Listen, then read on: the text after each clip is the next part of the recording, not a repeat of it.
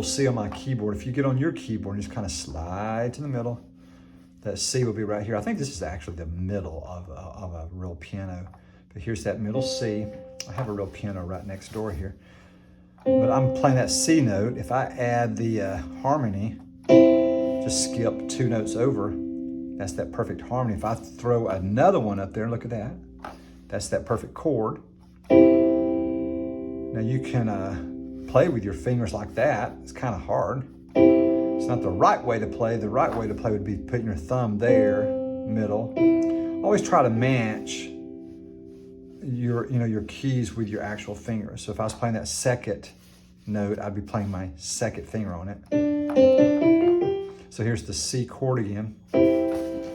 Now watch this. This makes the C chord. We talked about Amazing Grace last time.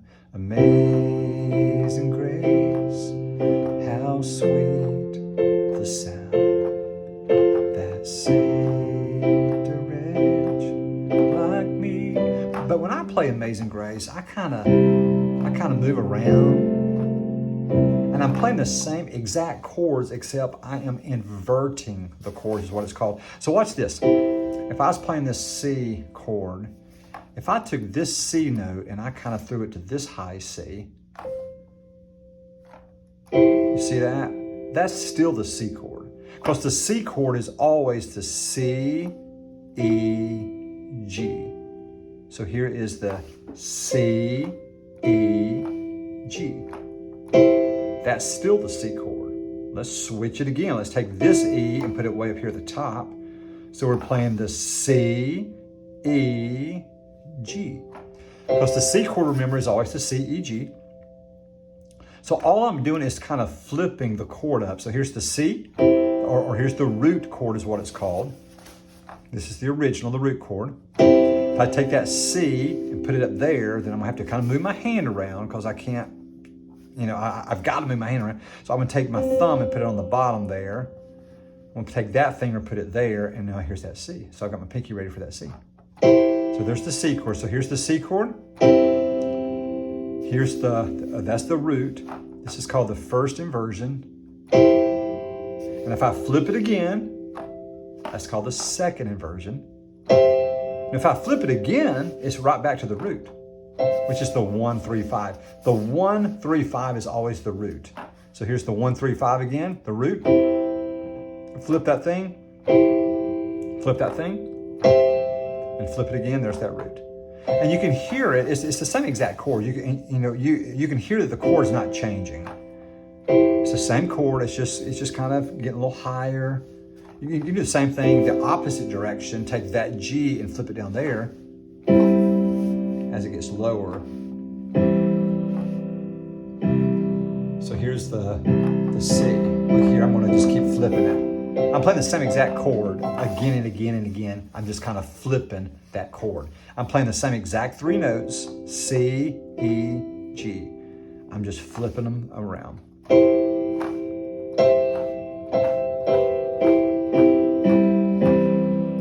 So hopefully that makes sense.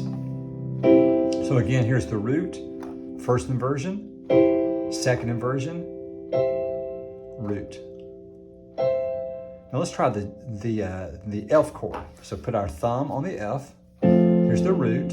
Again, I'm going to take the bottom note and flip it to the top, and that becomes my first inversion. And flip it again.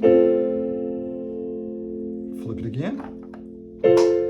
So again, I played the root, first inversion, second inversion, root. And again, I'm a huge visual person. Let's go back to the C. The root is always every other note.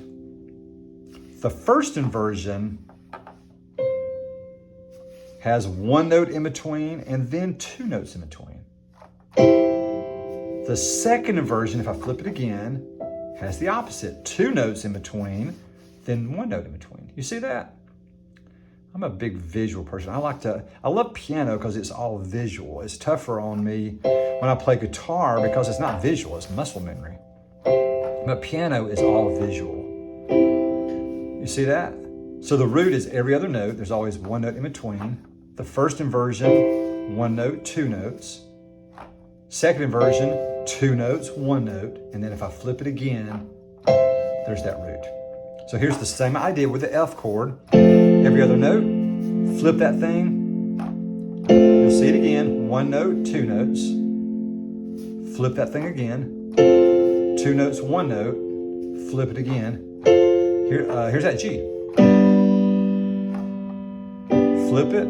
There's one note, two notes. And again, I'm just taking the bottom note and always swinging it over to the top. Flip that thing again.